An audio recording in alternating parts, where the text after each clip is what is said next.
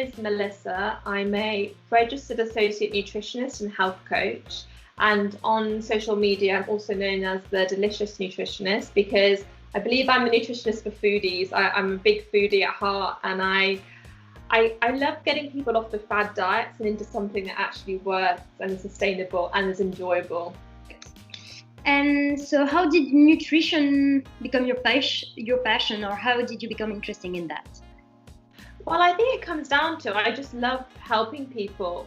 I really love to inspire people. I love to help people find their confidence and to get rid of, their beliefs that aren't serving them and help them with their goals. I think it comes down because I love people and I'm a massive foodie. So it seems quite a good combination to combine the two. What is for you healthy eating?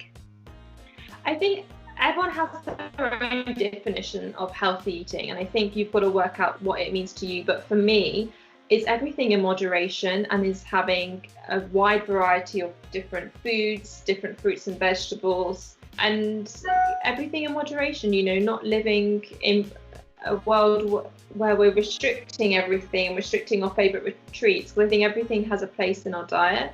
It's about having, plenty of water and everything in the right proportions. So do you think it is important for the youth to have healthy food habits? Absolutely. I think especially when we're in a younger age, it's really important to get those healthy habits secured, because as we get older, the habits might be a bit more difficult to loosen and to change. So I think in our youth, we're almost like clay. We're still being molded. So I think it's really important to have a healthy environment and to start then. And do you think there are non-related issues, like in order to have a healthy eating and healthy behavior? Like, for example, sleep schedules, you mentioned water earlier. What do you think is important? Yeah, I think we've got to look at our mental health. We've got to look at our sleep.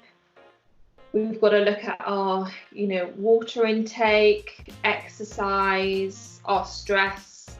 All of these are components to the word health, I believe. I think when we look at our health, there's so many different factors that come to play in it. And if one of those is lacking, let's say we're stressed, or if we're not getting enough sleep, then that is going to affect other areas of our health. So if we're not getting enough sleep, then we're going to crave more energy-dense foods the next day. It's going to increase cortisol as well, so it's going to slow down our metabolism. So there's all sorts.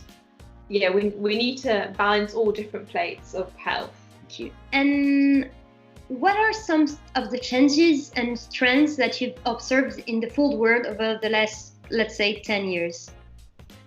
The changes in the food world, I would say a lot of people are now going plant-based, so either changing to vegetarian or vegan. And I think it's predicted by 2025 that 25% of the population is going to be vegan or vegetarian. And I think this is stemmed from, the environmental issues, and there's more choice now.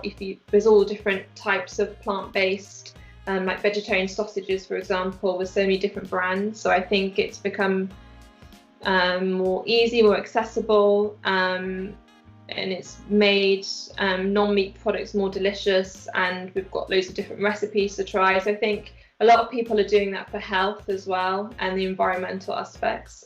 And I think a lot of it as well is packaging. A lot of packaging has changed, like more recyclable, more eco-friendly, which I think is great. I think some people hop on it as a trend, but I think the core people who follow the vegan lifestyle is a lot deeper than that. It's about the animals, it's about the planet. But yeah, I think everyone has the different motivations for trying the vegan lifestyle. But I think it's definitely here to stay. All right, perfect, thank you.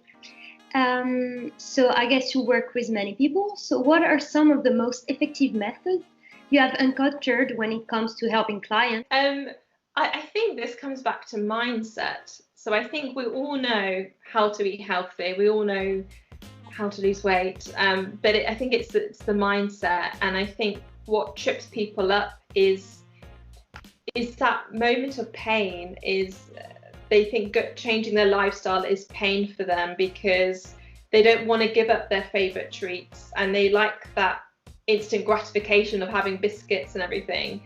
So I think I do a lot of work with the mindset and working out what is it going to cost you if you don't change. So if you carry on having donuts and fried foods every day, what is that going to cost you in your confidence, in your health, in your energy levels, and really honing down on what is it going to cost you.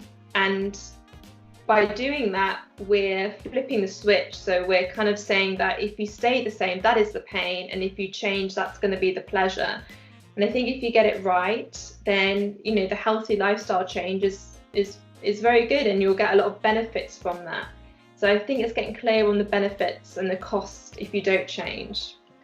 All right, thanks. And what methods do you find the most effective when you're helping the youth to be more healthy? I think it's setting realistic goals and just deciding where you want to be, deciding where you are now, and breaking that down into kind of 3-week goals. So what can you do to move one step forward to being healthy in the next 3 weeks? But in terms of like practical tips, it is just kind of drinking more water. So if you look at the clock, the way I remember it is, if it's an odd hour on the clock, let's say 1 o'clock or 3:30, if I haven't drank anything in that odd hour, it's like a reminder to drink. So every odd hour on the clock, I make sure to drink. Otherwise, it's quite hard to keep count. And just swapping, the white pastas and white rices to the whole grain version. It's a simple shift, simple 1% shift that will give you a lot of benefits with your health and your gut bacteria as well. I think we're coming to an end. So do you have like 3 general tips to become a healthier person? Yes. So my tip number 1, I guess, would be to make sure to have some fruit in the morning. So you could put some raspberries on your overnight oats, you could chop some banana up on your porridge, or you could just make a smoothie. This is a great way of already ticking your 1 of the 5 a day off in the morning. My second tip would be to watch out for the fruit juices. I think this is kind of, you think fruit juices is healthy, but because all the fibre is taken from it, you get like a big glucose spike in your blood. So limit your fruit juice. Have a small glass once a day if you really want to. But this isn't something that you should be chugging down every day, like water. And my third tip would be follow nutritionists and dietitians online and limit your social media intake of people, even if it's just models. Even if you follow models and you're comparing yourself over time, it is just going to wear away at your self-esteem, and that's been proven. When we go on social media and come off it, we often feel worse or feel a bit down. So just limit that and be mindful and compare yourself against yourself rather than to other people. Does that make sense? I know, totally.